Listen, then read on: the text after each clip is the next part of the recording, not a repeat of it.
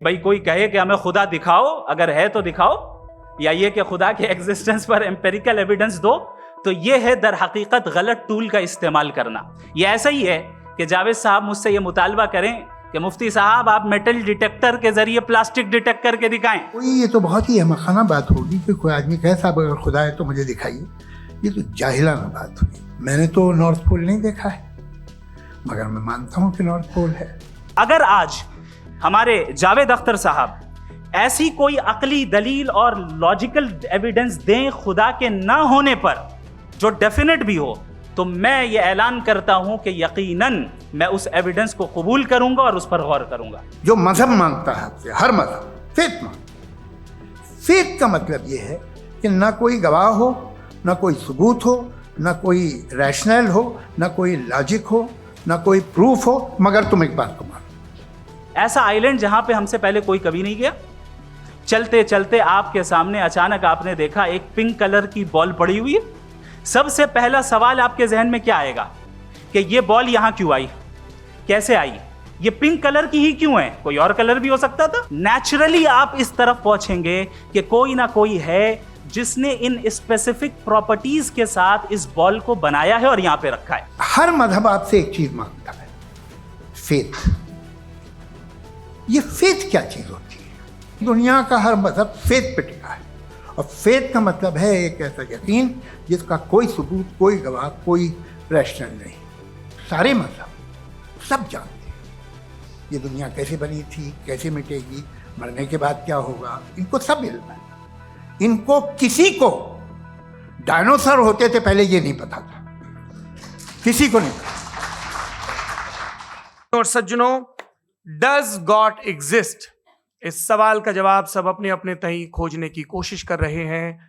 कोई इसको god damn particle की खोज बताता है, कोई गॉड पार्टिकल की खोज बताता है, कोई हिग्स बोसान की खोज बताता है, कोई ये सवाल जवाब तलाशने की कोशिश करता है कि मास एग्जिस्टेंस में आखिर आया कैसे, हुआ क्या था, सृष्टि के पहले, समय के पहले क्या था। और कोई ये कहता है कि ये सारी खोजें जिस मस्तिष्क में हो रही हैं प्रकृति के क्रम में, वो कैसे विकसित हुआ। मैं उम्मीद करता हूं कि हम आज इन बुनियादी सवालों के कुछ जवाब हासिल करने में कामयाब हों। मैं सबसे पहले मंच पर आमंत्रित कर रहा हूं मुफ्ती शमाइल नदवी साहब को। आइए सर जी।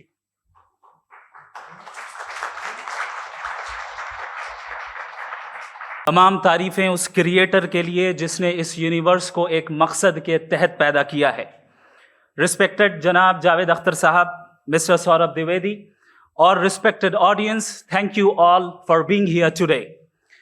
आज की डिबेट में चूंकि हम बात करने वाले हैं डज गॉड एग्जिस्ट के टॉपिक पर, तो ये एक ऐसा टॉपिक है जिसके मुताल्लिक कोई भी डिसीजन लेने के लिए अलग अलग स्टैंडर्ड्स हो सकते हैं। लिहाजा डिबेट के शुरू में ये जरूरी है कि हम ये जान लें कि आज के इस टॉपिक में कौन सा स्टैंडर्ड सही होगा और कौन सा गलत होगा।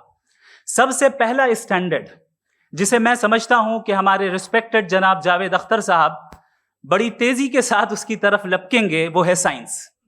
जबकि साइंस दर हकीकत खुदा के एग्जिस्टेंस को डायरेक्टली साबित करने या उसके एग्जिस्टेंस को डिनाई करने के लिए स्टैंडर्ड नहीं बन सकती। और उसकी वजह क्या है, ये मैं नहीं कह रहा, ये वो लोग कह रहे हैं जो साइंस के एक्सपर्ट्स हैं।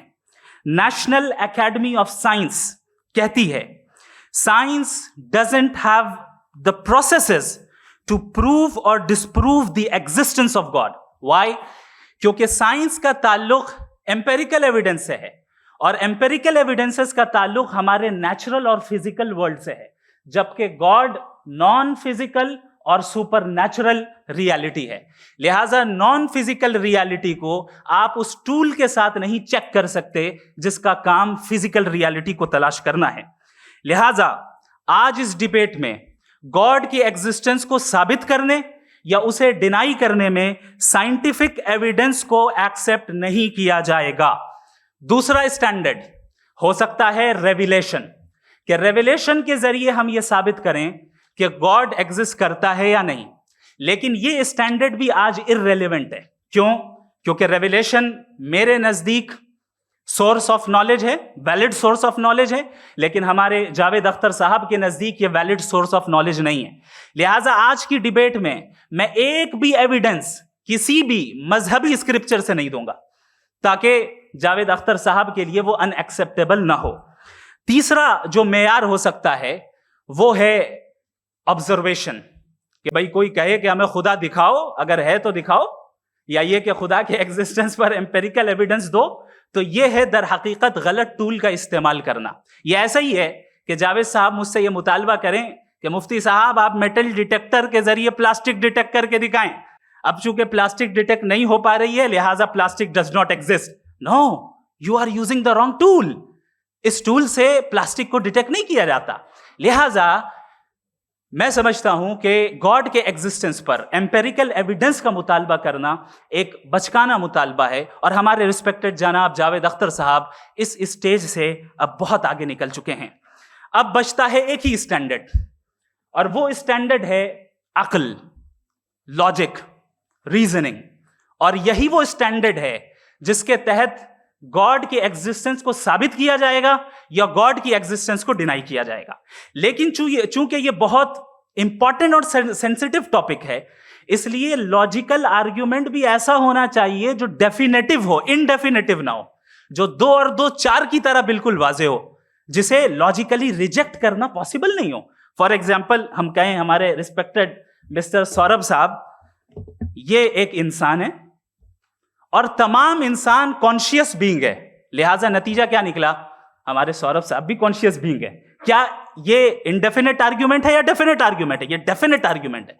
ये 2 और 2 की तरह वाजे है, इसमें किसी तरह जो है लॉजिकली इसको रिजेक्ट नहीं किया जा सकता। तो अगर आज हमारे जावेद अख्तर साहब ऐसी कोई अकली दलील और लॉजिकल एविडेंस दें खुदा के ना होने पर जो डेफिनेट भी हो, तो मैं ये ऐलान करता हूं कि यकीनन मैं उस एविडेंस को कबूल करूंगा और उस पर गौर करूंगा। लेकिन साथ में यह भी ऐलान कर देता हूं प्रेडिक्शन के तौर पर कि ऐसा कोई डेफिनेट आर्ग्यूमेंट कोई नहीं पेश कर सकता। दलील हम देंगे और डेफिनेटिव दलील देंगे, लॉजिकल दलील देंगे, ऐसी दलील देंगे जो एंटायर एथिस्टिक वर्ल्ड उसे रेफ्यूट नहीं कर सकती।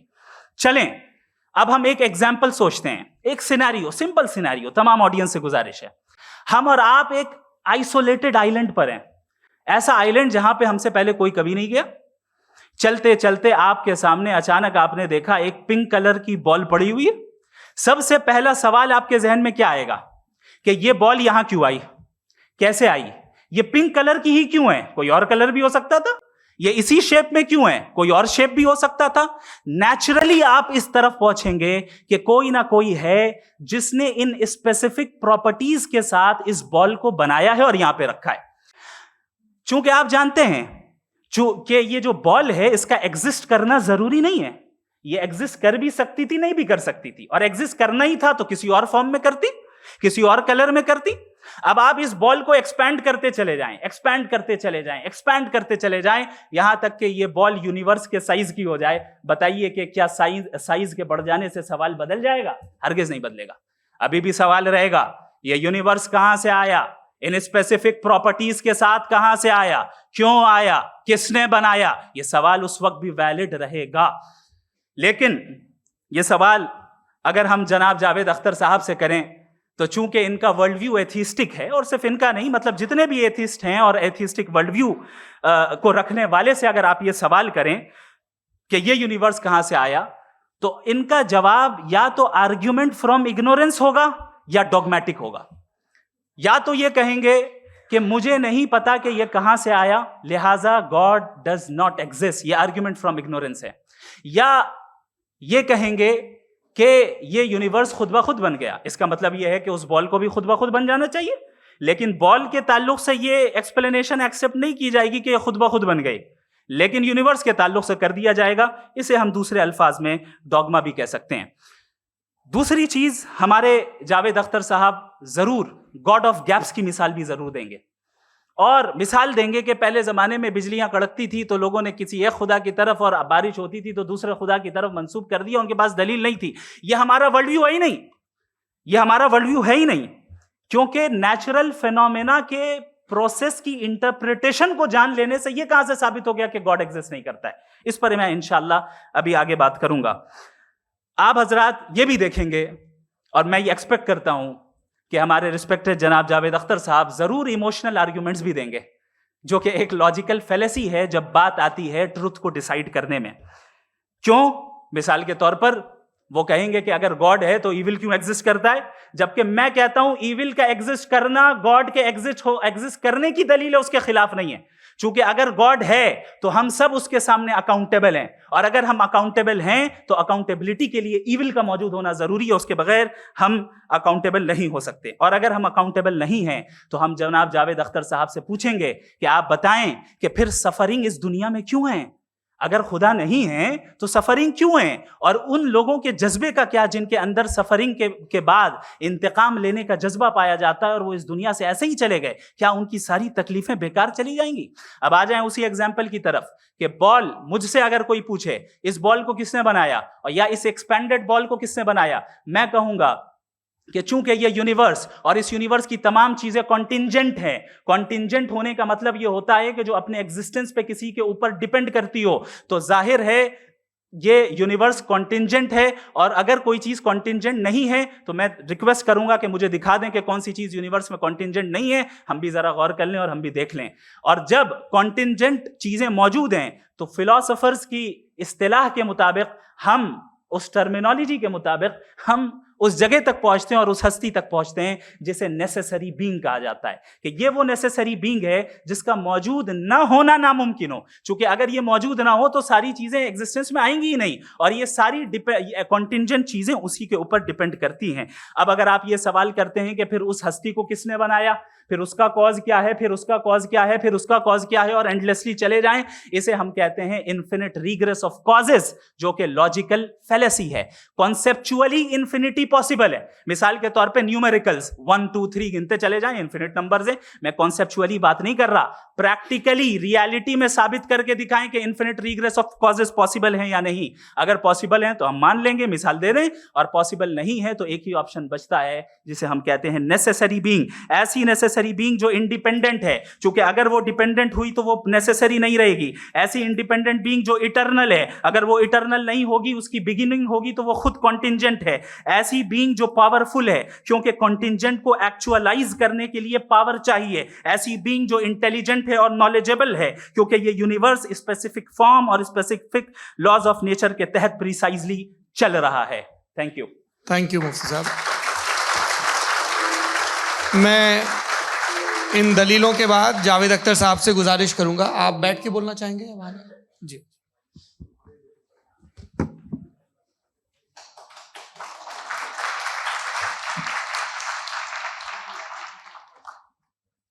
पहले तो मैं मुफ्ती साहब को एक अच्छी खबर देना चाहूँगा कि मेरी नॉलेज साइंस के बारे में बड़ी मामूली है, तो आप फिक्र ना करें उसकी, लेकिन कुछ कॉमन सेंस है मुझ में। देखिए, ये खुदा का तस्वुर कोई नया तस्वुर नहीं है, ये सदियों से रहा है। ये कुछ रिलीजन 3000 साल पुराने होंगे, 4000 साल पुराने होंगे, लेकिन इंसान कोई 10,000 12,000 साल से एग्जिस्ट करता है होमो सेपियन की शक्ल में, और हमेशा कुछ ना कुछ मजहब रहे। ये मजहब जाहिलों के नहीं थे, ये मजहब एक ऐसी ग्रीक सोसाइटी के थे जहाँ बड़े बड़े फिलोसफर पैदा हुए। ये मजहब इजिप्शियंस के थे जिन्होंने पिरामिड्स बनाए थे। ये रोमन्स के थे कि जिनका आर्किटेक्चर और सेनेट यानी पहली बुनियाद डेमोक्रेसी की, लिमिटेड थी मगर डेमोक्रेसी थी, ये उन लोगों ने किए थे। तो इनका जो जुपिटर था, रा था, ज़्यूस था, उन्हें उस पर इतना ही एतमाद था जितना आज किसी मजहबी आदमी को अपने खुदा पे होगा। क्रिश्चियनिटी आने से पहले यूरोप में एक मजहब था, जर्मेनिक रिलीजन। उसका एक खुदा था, उसकी एक बीवी थी, उसके 2 बेटे थे, एक बेटी थी। फिर जर्मनी में जब यूरोप में क्रिश्चियनिटी आई तो वो खुदा, उसकी बीवी और पूरे ख़ानदान चला गया। तो अगर हम हिस्ट्री देखें तो खुदा जो हैं वो ज़्यादातर फ़ानी है, वो हमेशा रहे नहीं। और वो जो लोग इन्हें मानते थे उनको आप कहें वो तो जाहिल थे, उन्हें तो कुछ पता ही नहीं था। ऐसा नहीं है, वो अपने वक्त में बड़े काबिल लोग थे और अपने वक्त में उन्होंने बड़े बड़े काम किए हैं, फिलोसफर्स थे, साइंटिस्ट थे, लेकिन उनका मजहब कहाँ गया, उनके खुदा कहाँ गए? आज जो खुदा हैं दुनिया में लोग उन्हें मानते हैं। आपको क्या मालूम कि कितने बरसों के बाद क्या होने वाला है? हम यूरोप में देखते हैं तो चर्च खाली हैं। तो वक्त के साथ चीज़ें बदलती हैं। जहाँ तक इसका ताल्लुक है मजहबों का, हर मजहब आपसे एक चीज मांगता है, फेथ। ये फेथ क्या चीज होती है? What is the difference between faith and belief? ये तो बहुत ही अहमकाना बात होगी कि कोई आदमी कहे साहब अगर खुदा है तो मुझे दिखाइए। ये तो जाहिलाना बात हुई। मैंने तो नॉर्थ पोल नहीं देखा है, मगर मैं मानता हूँ कि नॉर्थ पोल है। मैं क्यों मानता हूँ? इसलिए कि अगर ये दुनिया राउंड है तो उसका कोई टॉप होगा। कुछ लोग हैं जो वहाँ गए भी हैं, कॉमन सेंस कहता है कि ऐसा होगा, सबूत है, गवाह है, रीजन है। तो ये मेरा फेथ नहीं है। तो फेथ में और बिलीफ में डिफरेंस क्या है? जो मजहब मांगता है आपसे, हर मजहब फेथ मांगता है। फेथ का मतलब ये है कि ना कोई गवाह हो, ना कोई सबूत हो, ना कोई रैशनल हो, ना कोई लॉजिक हो, ना कोई प्रूफ हो, मगर तुम एक बात को मानो। ये है फेथ। वरना बिलीफ होता। अगर इसमें कुछ भी सबूत होते, गवाह होते, तो फिर इसे आप बिलीफ कहते। जैसे मेरा बिलीफ है कि नॉर्थ पोल है, मेरा फेथ थोड़ी है। फेथ इन तमाम शर्तों को रद्द करता है। तो फिर स्टुपिडिटी क्या है? अगर मैं एक बात ऐसी मानूं जिसकी ना कोई लॉजिक है, ना कोई रैशनल है, ना कोई प्रूफ है, ना कोई गवाह है, ना कोई सबूत है, और मैं उसे मानूं, तो ये स्टुपिडिटी हुई। इसे ही भाई कल को मैं यकीन कर लूं कि एलॉन मस्क जो है मेरा भाई है, तो मुझे इंतहाई खुशी होगी, सुकून भी बहुत मिलेगा मुझे। लेकिन और कहे भाई क्यों मानते हो, क्या सबूत है? भाई वो तो अमेरिकन है और तुम तो इंडियन हो, वो तो नस्ल अलग है, तुम्हें कभी मिले भी नहीं। साहब देखिए मेरा फेथ है, इस पे बात ना किया। फेथ का मतलब ही यह है कि आप प्रूव नहीं कर सकते। अगर आप प्रूव कर सकते हो तो फेथ की जरूरत ही नहीं, फिर तो आप बात करेंगे, आप कितनी बहस कर लीजिए। अल्टीमेटली दुनिया का हर मजहब फेथ पे टिका है, और फेथ का मतलब है एक ऐसा यकीन जिसका कोई सबूत, कोई गवाह, कोई रैशनल नहीं। अब आप ये कहें, क्या आप ये क्यों कह रहे हैं कि साहब ये कायनात किसने बनाई? कमाल ये है कि आपने बताया कि एक आइलैंड पे गए और एक बॉल देखी। आपने ये नहीं कहा कि आइलैंड किसने बनाया, आपको सिर्फ बॉल पे हैरत हुई। हमने आइलैंड पे हमने हैरत नहीं की, होते हैं आइलैंड। इसी तरह ये आइलैंड है, सितारे, ये गैलेक्सीज, ये सब आइलैंड हैं, खला में। हम उन्हें टेकन फॉर ग्रांटेड लेते हैं, हम पूछते नहीं किसने बनाए। आपने जजीरे के बारे में भी नहीं पूछा है। मेरी पैदाइश कैसे हुई? क्या मैं प्लान्ड पैदा हुआ था? I was plan to be born, या एक लकी स्पर्म था जो किसी एग से चिपक गया? मेरी पैदाइश रैंडम। और इंसाफ जिसे आप कहते हैं, इंसाफ का तो नेचर से कोई वास्ता ही नहीं। जो आप कहते हैं कि एक दिन इंसाफ मिलेगा, इंसाफ is a human concept. Nature में कोई इंसाफ नहीं। अगर शेर हिरन को खा जाता है तो उसे कोई सजा नहीं मिलती। अगर एक आंधी आती है और हरे भरे पेड़ों को उखाड़ के फेंक देती है तो आंधियों की जेल नहीं होती है। नेचर में इंसाफ नहीं, इसलिए मुझे नेचर को इंसाफ की जरूरत भी नहीं। नेचर तमाम एक है। अब हम कहें कि साहब ये देखिए जो मैंने खाना खाया था, ये मेरी आंख तो नहीं यूं कर दिया उसे, तो इसे सजा मिलनी नहीं, वो सिस्टम है, ऐसे ही चल रहा है। नेचर बगैर इंसाफ के है। इंसाफ इज अ ह्यूमन कॉन्सेप्ट। तो जो आपसे कहता है कि मैं तुम्हें इंसाफ दूंगा, वो इंसानी जहन की पैदावार है। ये नेचुरल है ही नहीं, ये आसमानी है ही नहीं। नेचर का तसव्वुर, इंसाफ का तसव्वुर भाई आप साथ मिलते हैं, अब आप लेफ्ट हैंड ड्राइव करते हैं, ये क्या है? तमाम सच, तमाम नेकी, तमाम शराफत लेफ्ट हैंड ड्राइव है। वरना क्या होगा, या तो आप क्रॉस कर देंगे, आपका एक्सीडेंट हो जाएगा, या आप किसी को मार देंगे, या ट्रैफिक जैम हो जाएगा। झूठ, बेईमानी, रिश्वतखोरी, ये तमाम जो है driving on the wrong side, इसके ऊपर कुछ नहीं।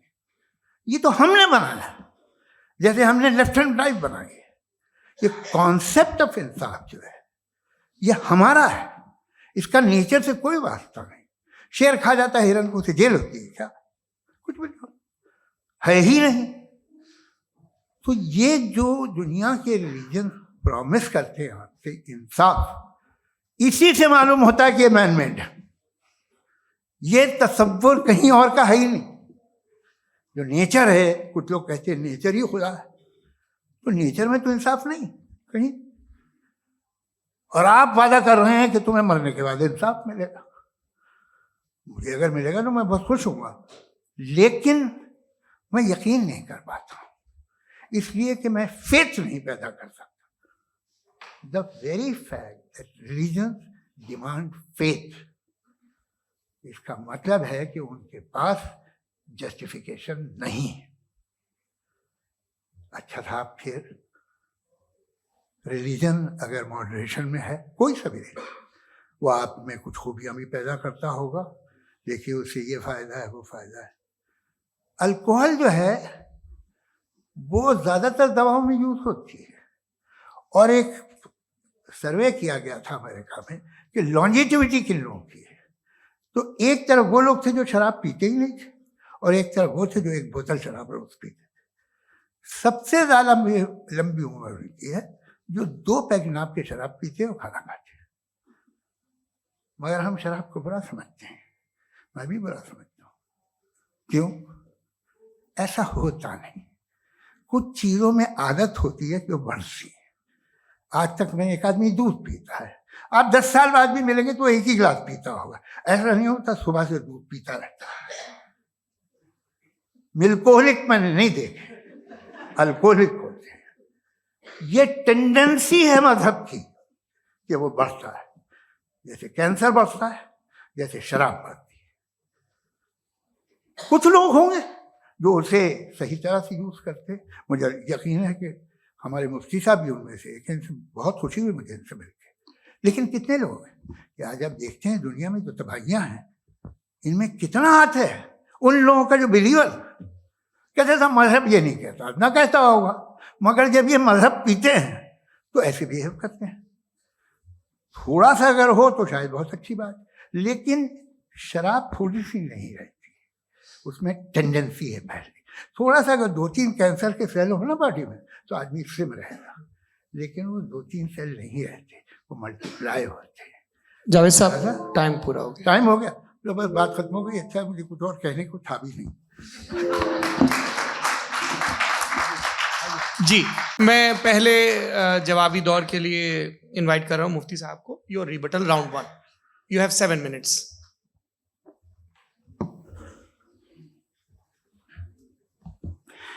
Thank you very much Javed साहब। आपकी बात को सुनकर बड़े महजूज हुए हम लोग। महजूज, do you understand? We enjoyed. Okay, अब थोड़ा सा लॉजिकली उसको हम लोग देखते हैं। दरअसल हम लोगों ने कल गुजारिश की थी मुफ्ती साहब से भी, जावेद साहब से भी, कि हिंदुस्तानी जबान आम फहम सबको समझ में आ जाए, और जहां कहीं आप मुश्किल शब्द इस्तेमाल करें वहां बताते भी चलें। Thank you. तो सबसे पहले हमारे रिस्पेक्टेड जावेद साहब ने हवाला दिया कि खुदा फानी है। कितने मजहब आगे चले गए, किसी ने जुपिटर को खुदा माना, किसी ने किसी को माना। मैं कहता हूं जिसने कॉन्टिंजेंट चीज को खुदा माना, गलत माना, वो खुदा ही नहीं, वो खुदा ही नहीं है। हम तो नेसेसरी बीइंग को साबित करने बैठे हैं, वो नेसेसरी कॉज जो इटरनल है, जो अबदी भी है और अजली भी है। हम किसी और को साबित करने नहीं बैठे। दूसरी चीज, उन्होंने कहा कि फेथ एंड बिलीफ, ये एक ऐसी डेफिनेशन है फेथ की जो इन्होंने पहली मर्तबा पेश की है, या माफ कीजिएगा, इन्होंने पहली मर्तबा पेश नहीं की है, रिचर्ड डॉकिंस ने पहली मर्तबा पेश की है। मुझे मालूम है ये सोर्स कहां से है। एपिस्टेमोलॉजिकली फेथ और बिलीफ का फर्क आप इस तरह नहीं कर सकते सर। फेथ सही भी होता है, गलत भी होता है, बिलीफ सही भी होता है, गलत भी होता है। जो लॉजिक, रीजन और एविडेंस से बैक्ड होगा वो फेथ सही होगा। और आप जिस फेथ की बात कर रहे हैं कि इलॉजिकल है और उसके पीछे नहीं है, तो we are on the same page. हम नहीं मानते उस फेथ को। जो फेथ ऐसा हो जिसके पीछे कोई लॉजिक ना हो, एविडेंस ना हो, हम नहीं मानते। हम तो उस फेथ के कायल हैं जिसके पीछे लॉजिक हो और एविडेंस हो। तो बिलीफ सही भी होता है, गलत भी होता है, फेथ भी सही होता है और गलत भी होता है। तो आज फेथ और बिलीफ के डिफरेंस पे बात नहीं हो रही। आज आप चाहे फेथ एक्सेप्ट कर लें या बिलीफ एक्सेप्ट कर लें, आज ये बात होगी कि ट्रूथ क्या है। चाहे ट्रू बिलीफ सही है या ट्रू फेथ सही है, और फॉल्स फेथ क्या है और फॉल्स बिलीफ क्या है, बात इस पे हो रही। दूसरी चीज इन्होंने पूछा, स्टुपिडिटी फिर क्या है? अगर फेथ, रिलीजन स्टुपिडिटी नहीं है तो और क्या है? चूंकि फेथ का मुतालबा करते हैं तो स्टुपिडिटी क्या है? मैं कहता हूं स्टुपिडिटी एथिज्म है। उसकी वजह यह है कि आप एक सड़क पे जा रहे हो और आप किसी गार्डन में जाएं और देखें वहां लिखा है फूलों के साथ, I love Javed Akhtar and I really do, I love you sir. So जब आप वहां पर पहुंचे तो वहां पहुंचकर अब ये बताएं, क्या आप ये कहेंगे wow what a natural selection? ये क्या नेचुरल सिलेक्शन है? नहीं, ये प्रिसाइजली डिजाइंड है, इसके पीछे डिजाइनर है। लिहाजा अगर कोई एक ऐसी कॉमन सेंस की बात को कबूल नहीं कर रहा है कि यूनिवर्स जो इतने प्रिसाइजली काम कर रहा है, हम कह दें कि खुद ब खुद बन गई, मैं समझता हूं इससे बड़ी स्टुपिडिटी और कुछ नहीं है। ये इरैशनल चीज है। फिर हमारे सर ने कहा कि आपने बॉल पे फोकस किया, आइलैंड पे फोकस नहीं किया। अरे आइलैंड को किसने बनाया, यही समझाने के लिए तो बॉल की मिसाल दे रहा हूं।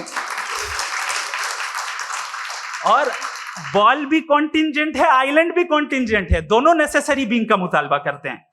आगे इन्होंने कहा कि नेचर में कोई इंसाफ नहीं है। हम डिसाइड करते हैं कि मोरालिटी क्या होती है, इंसाफ क्या होता है। हम डिसाइड करते हैं, जैसे ड्राइविंग सीट में ट्रैफिक वाला, ये तो किसी खुदा ने नहीं कहा, ये है, इसे कहते हैं फॉल्स इक्विवेलेंस। ये एक लॉजिकल फेलेसी है।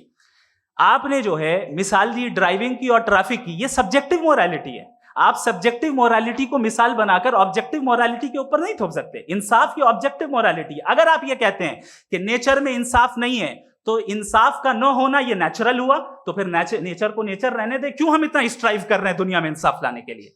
ये तो इलॉजिकल बात है, इरैशनल बात है। इसलिए बहुत सी चीजें ऐसी हैं जो ऑब्जेक्टिवली जो है इविल या गुड हैं, और बहुत सी चीजें ऐसी हैं जो सब्जेक्टिवली हैं। सब्जेक्टिवली जो मोरल होता है या इमोरल होता है, उसको हम सोशल कंसेंसस से या पर्सनल प्रेफरेंस से डिसाइड करते हैं। लेकिन जो ऑब्जेक्टिव मोरालिटी है, जिसमें इंसाफ आया, जो इन्होंने बार बार रिपीट किया, ये ऑब्जेक्टिव है, सब्जेक्टिव नहीं है। अगर आप कहते हैं ये सब्जेक्टिव है, तो मेरा सवाल आपसे ये है, क्या सोशल कंसेंसस के जरिए अगर जुल्म को सही करार दे दिया जाएगा तो आप जुल्म को जस्टिफाई करेंगे? दूसरी चीज इन्होंने ये कहा कि 2 पैक शराब पी लें तो वो उतने पे नहीं रहता, बढ़ जाता है। यही मामला मजहब के साथ है। 2 पैक आप पी लें, बढ़ेगा। तो ये एक ऐसी मिसाल है, इसको कहीं भी फिट कर लें कि आप एथिज्म पे जब फिट करें, जब आप 2 पैक एथिज्म का लेंगे ना, तो वो बढ़ बढ़ के नॉर्थ कोरिया बनेगा। Thank you.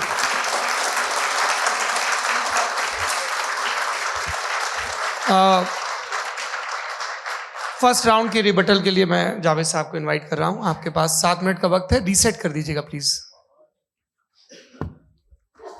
मुझे इस बात की खुशी है कि मुफ्ती साहब ने भी मान लिया कि नेचर में कोई इंसाफ नहीं है।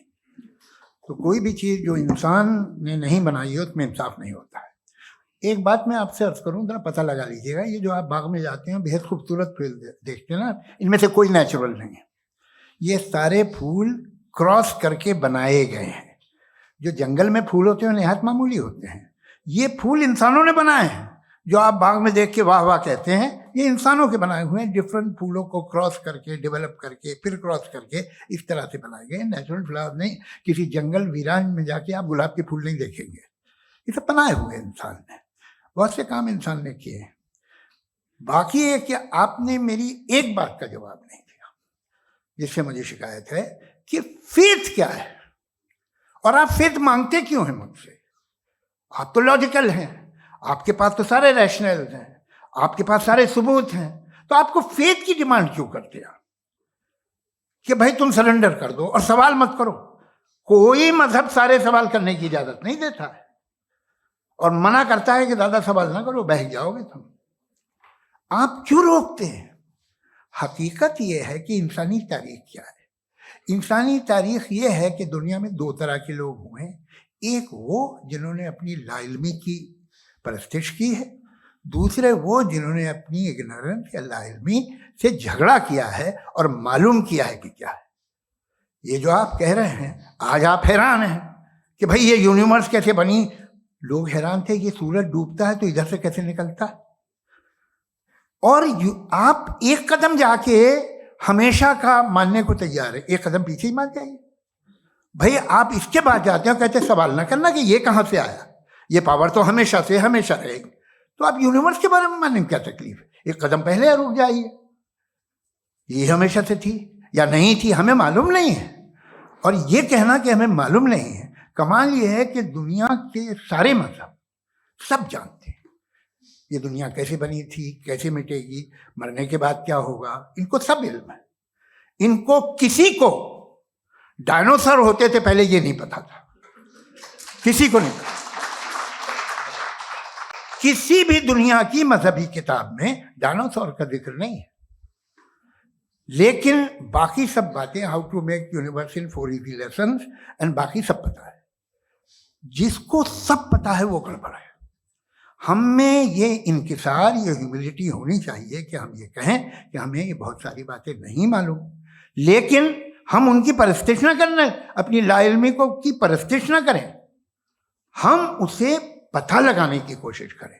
जिस दुनिया में आप बैठे हैं सर, ये हॉल जो है, ये इलेक्ट्रिसिटी जो है, ये माइक जो है, जिस हवाई जहाज से आप आए थे, वो जिस कार से आप यहाँ आए हैं, ये सब उन लोगों की बनाई हुई है जिन्होंने सवाल किए थे। ये दुनिया जिसमें आप आज आराम से हैं, ये उन लोगों की बनाई है कि जिन्होंने सवाल किए थे। और हर स्टेज पे इन सवालों को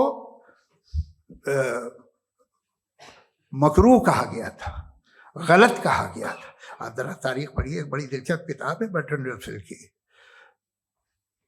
जिसमें उसने रिलीजन एंड साइंस कि कब से रिलीजन जो है साइंस के अगेंस्ट है। और हद तो ये है कि भाप के इंजन के खिलाफ थे, स्टीम इंजन के भी खिलाफ थे, और फतवे हुए उन पे, वेटिकन ने दिए।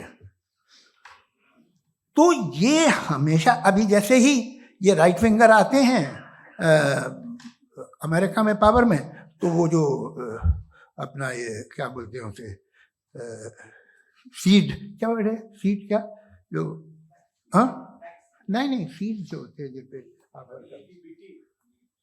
जी, नहीं भाई, वो जो ह्यूमन बॉडी के